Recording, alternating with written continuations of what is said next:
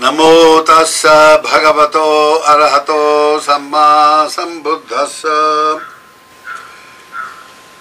The subject of the discourse today is what is called Kamma Sarikkhata.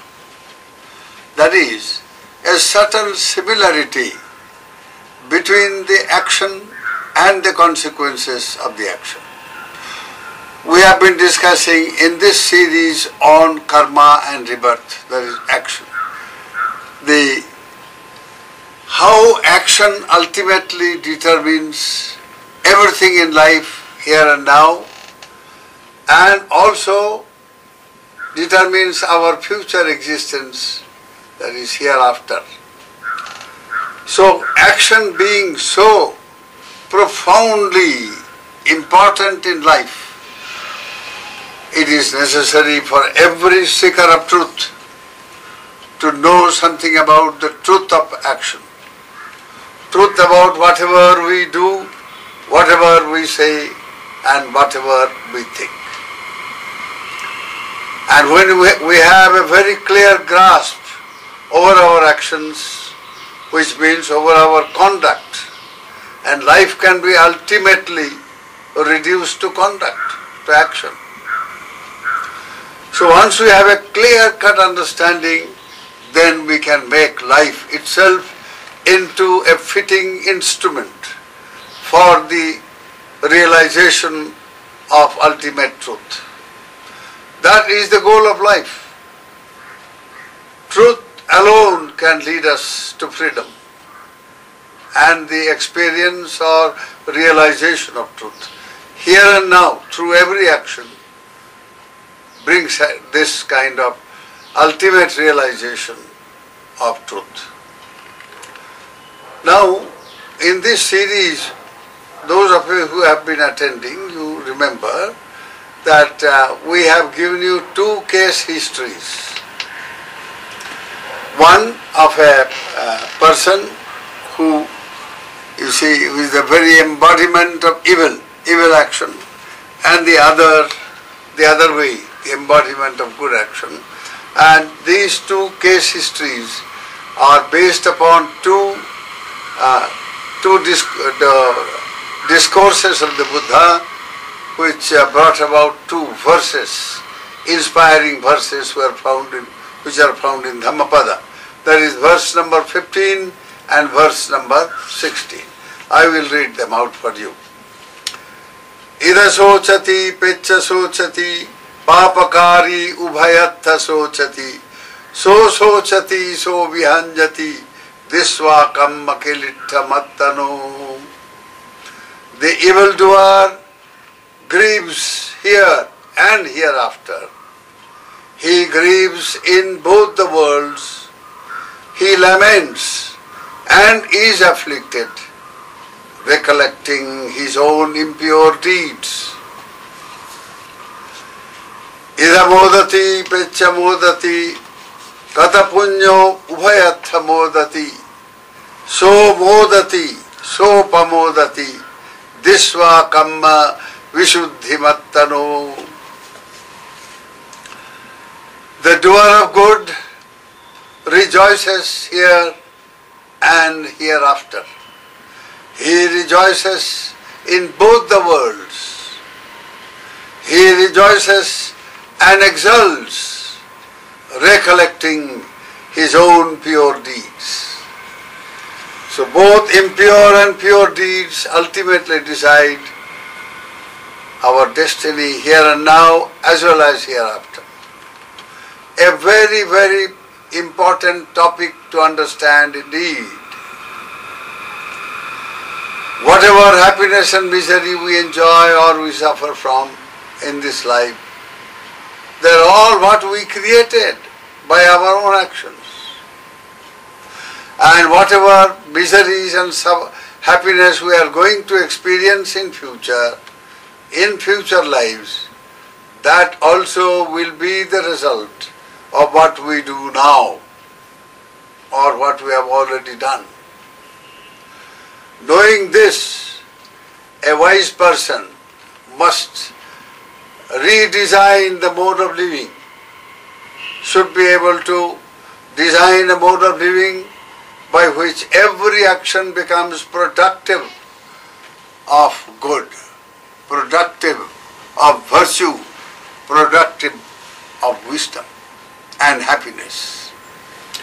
It is only through wisdom that happiness can come, and never through delusion or ignorance. And behind every action there is either wisdom or ignorance or delusion. So now the two case histories are like this. One is the history of Chunda, the pig butcher. Now you remember, we have already mentioned this in the previous discourse, but briefly I will recount.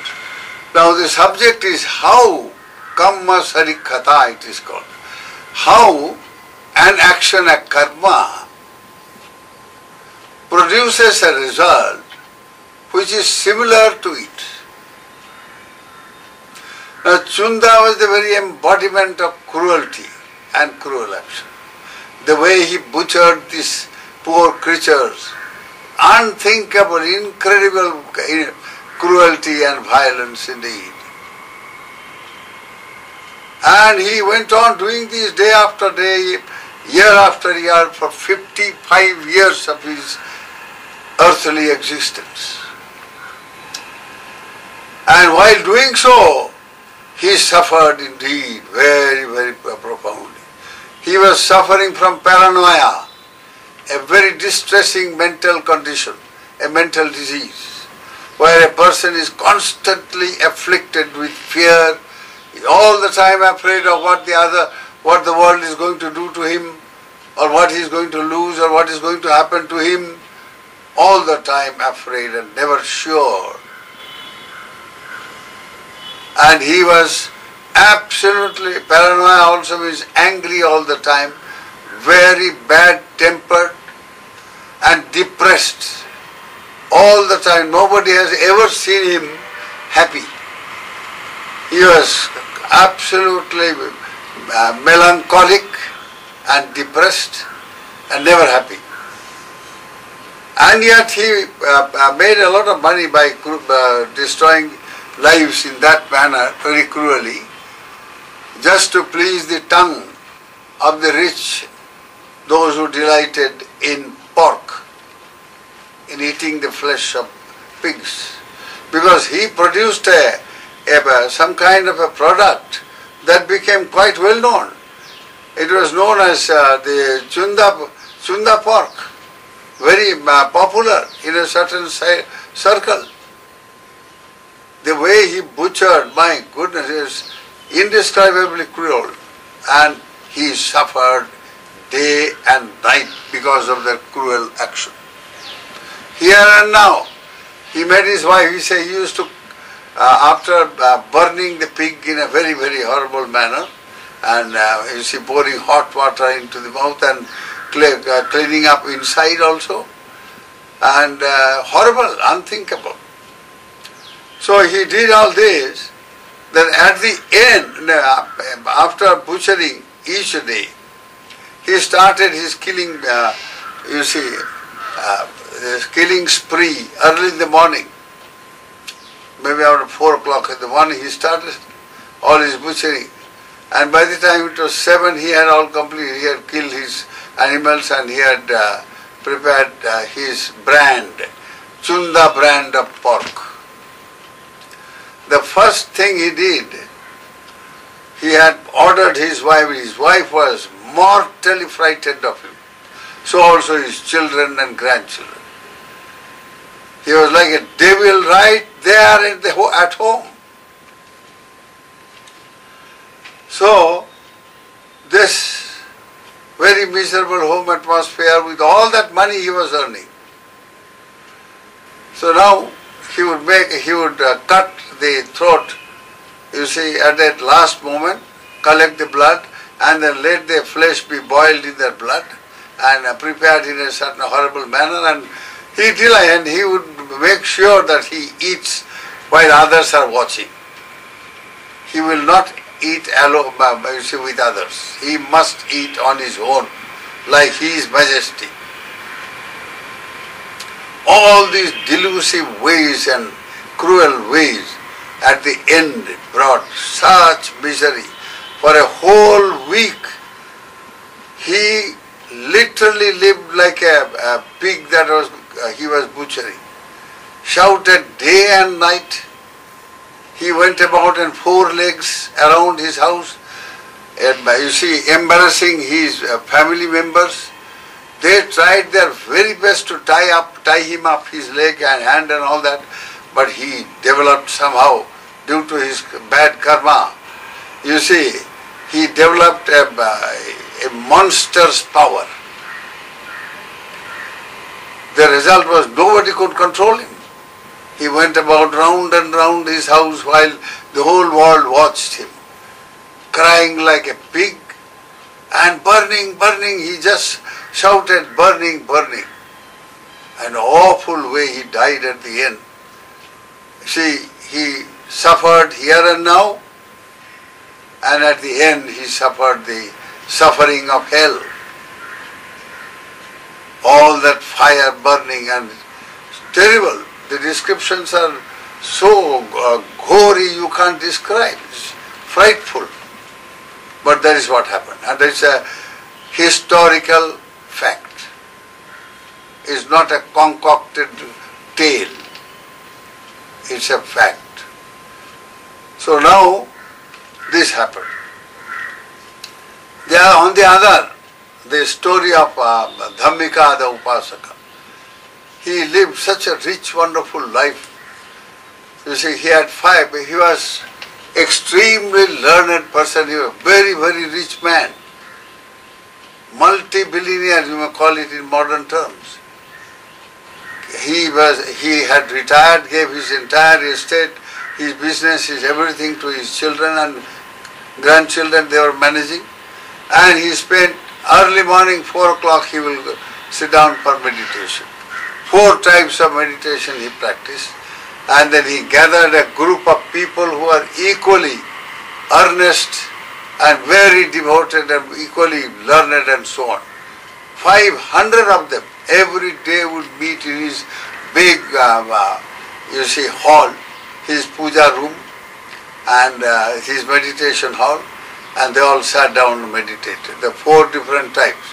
Buddhanusati, the qualities of the Buddha, so they reflected on them profoundly, so that those qualities will be embedded within their own consciousness, and they will literally experience those very exalted qualities of the Lord. And then Buddhanusa Mettacha, on a universal love, first thing in the morning. What a wonderful way of starting the day. And then Buddhanusati Mettacha Asubhang Maranasati. Then think about this body. People are attracted by the body and get involved in all this sensuality and then suffer. So how this body can also be terribly, terribly unrepellent and unattractive, there is a way of knowing it also, by practicing on that. Because the body has 2 aspects, like anything in the world you have got 2 aspects. The attractive and the unattractive, repellent. So there is a meditative technique by which you can overcome all your lustful and sensual thoughts and tendencies. And meditation on death, which is the most certain thing to happen, while life itself is the most uncertain thing. So he meditated and then recollected. All of them after the meditation get up, they will get up say about 2 to 2.5 hours of meditation or 3 hours, then discuss about what they heard from the Buddha's mouth in the previous evening. And try to live all that the Bhagavan had, said. So this kind of first thing in the morning, then after they completed their session, all his disciples will go away to their own houses. There are 500 of them. And Savatthi was such a huge city, like modern the city that I have seen now, something like Los Angeles, where it's about 100 miles from one end to the other end. And so they were all dispersed, and each one, he used to tell his friend come students, you must have your own group and spread the message of truth. So that is how they also developed, and each one, you see, at a time came when all of them became so famous and well known. All of them had huge following, nothing less than 500. And all of them retired people completely dedicated to spiritual life, following the 8 Sila in their day-to-day life, completely given to spiritual pursuit in the best sense of the term.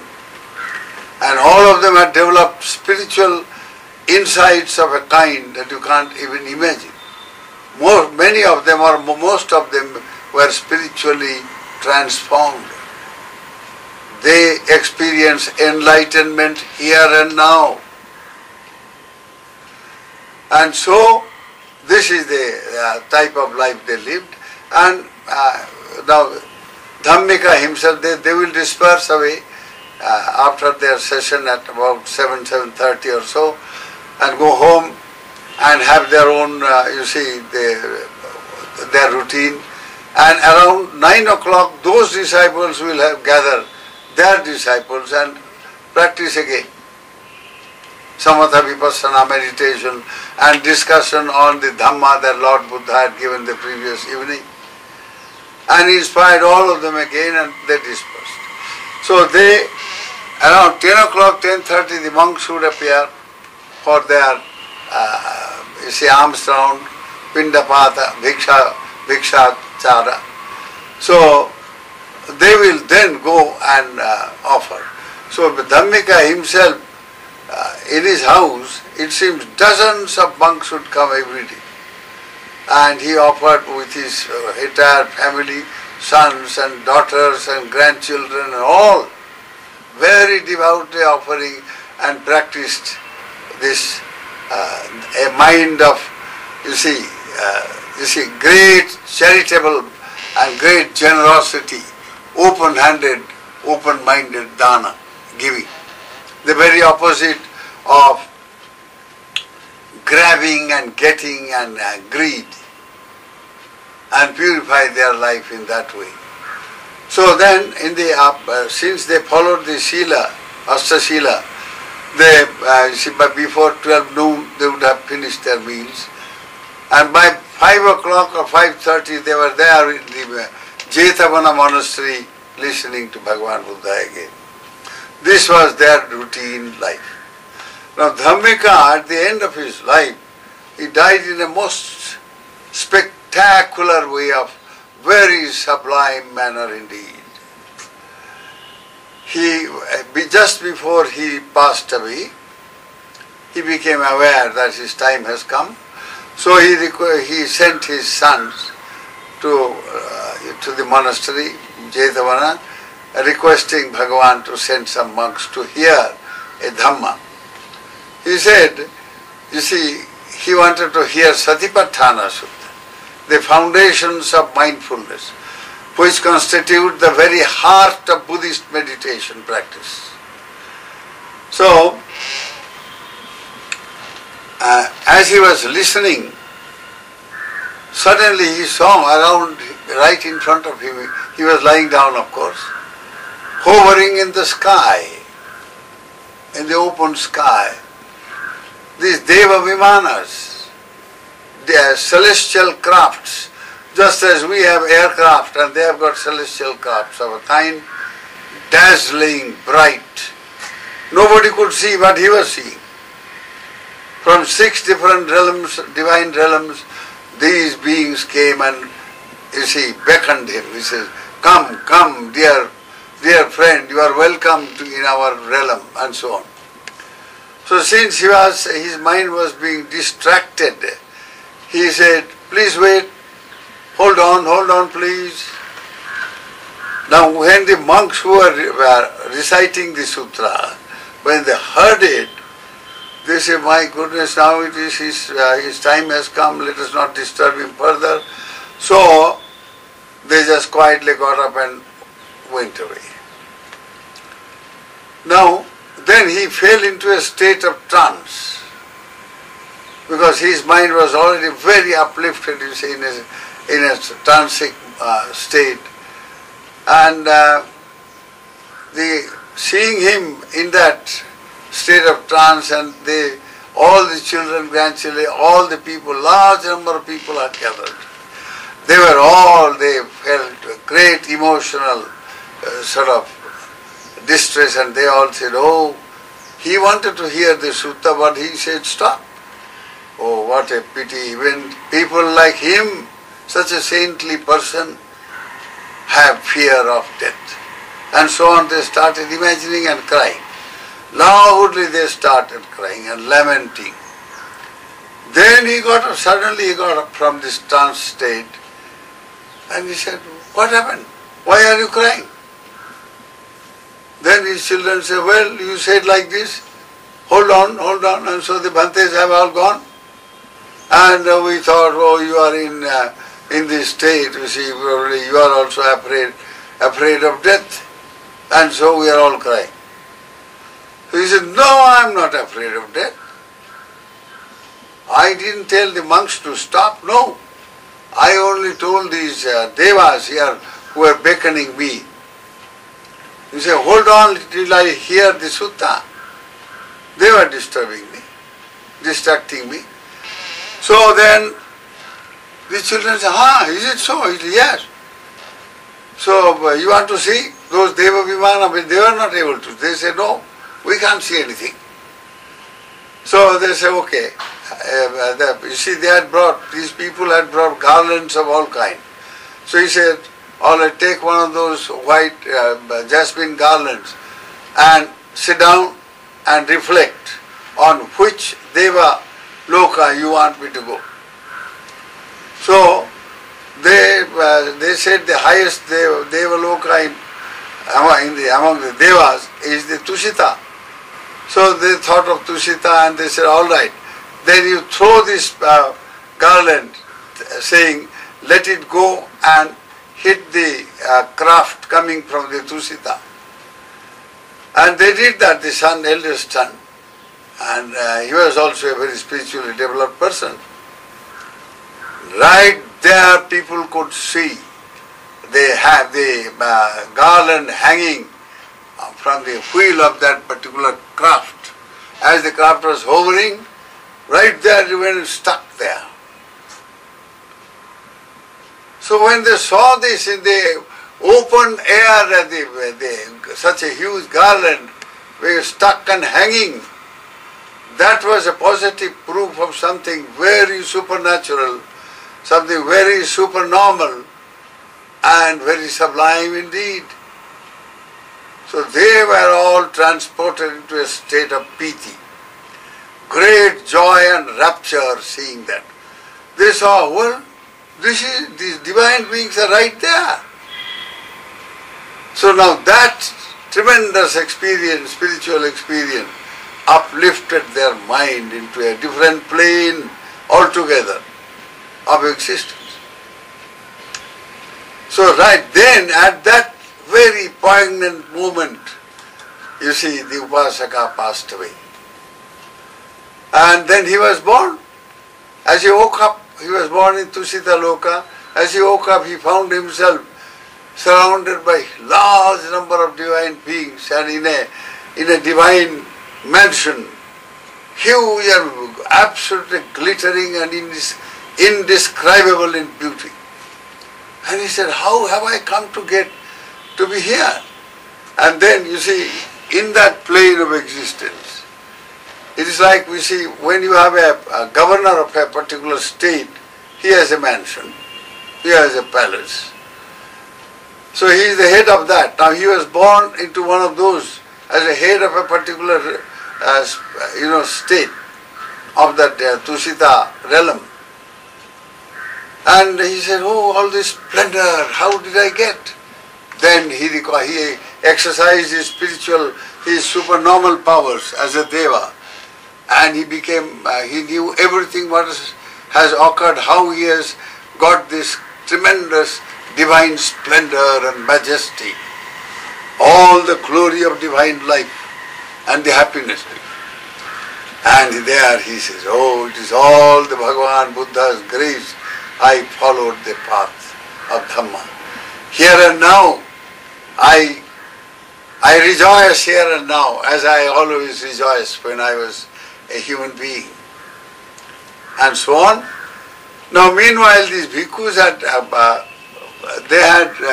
returned to Jetavana.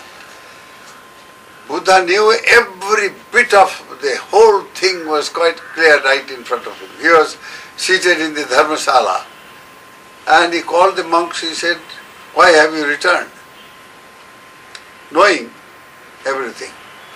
Then they said, Bhagavan, this is what happened, we were reciting this sutta, so Satipatthana Sutta, and he was so focused on that sutta, he was absolutely exulting with rapture, and suddenly he burst into, a kind of, he says, hold on please, hold on.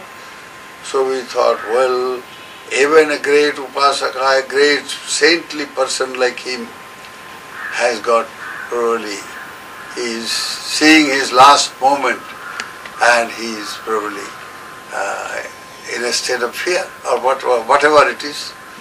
So we didn't like to create further trouble by, this thing, so we just quietly walked away. He said, no, Bhagavan said, he didn't talk to you. He didn't ask you to stop. There are these Deva Vimanas there, the celestial crafts, and so he told them to wait because he was absorbed not only in hearing what you are reciting, but in experiencing. As he heard the sutta, he was exulting in a state as though he was practicing what the sutta taught, that he was actually reliving the reality of the sutta. He was living it. He was experiencing that state of samadhi. So then the Buddha, after explaining all that, he says, monks, he is now reborn in Tusita. And there the monks said, Bhagavan, please do tell us what happened. And there Buddha recounted, this is how he lived, and he rejoiced when he was living.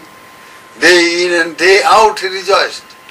Just as that other man, Chunda, day in and day out he suffered. He was in a state of depression and paranoia of the worst kind. And he lived a most devilish life and devilish suffering. And then he went to that land of suffering, the Niraya, this hellish state. And here you are the Upasaka, day and night.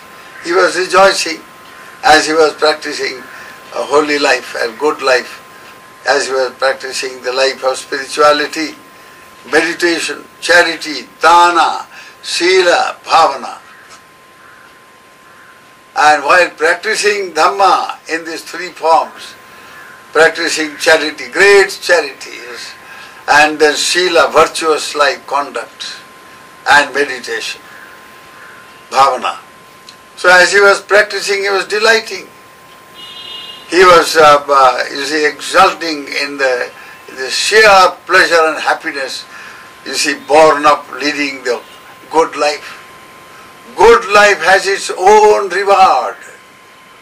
You don't need to ask or pray to some God or somebody, give me this, give me that. No. live the whole noble life, live the good life, and the joy of good life will be right there, you will experience here and there. That very moment you will exult. You see many people who are all the time happy, very cheerful, very friendly, and they are not bothered about what is going on around them. Why? Because of the clean mind they are developing, pure mind, and the insight and wisdom that dawns in a pure mind. So, karma here and hereafter. Now, how does the dynamics of, let us say, the action and its result? They were enjoying the good result then and there, and also, of course, thereafter also. How did this similarity between action and its, you see, its consequence? Yatha karmam tatha phalam. As the actions are, so the fruits are. What's the principle that brings this about? Now here, you see, it is something very profound. I will try to explain it as clearly as possible. Please be attentive, all of you mentally. Now, the karma works, the whole, you see, when you commit an action, it's a commitment. So you have created a circle, a cycle. The whole, you see, the principle of involved is that every action creates a reaction. And this, between action and reaction, it works like a cycle. So imagine a circle with 4 points. The first point at the top, then the second, then there is between the top and the bottom, there are 2 intermediate points. There are these 4 points.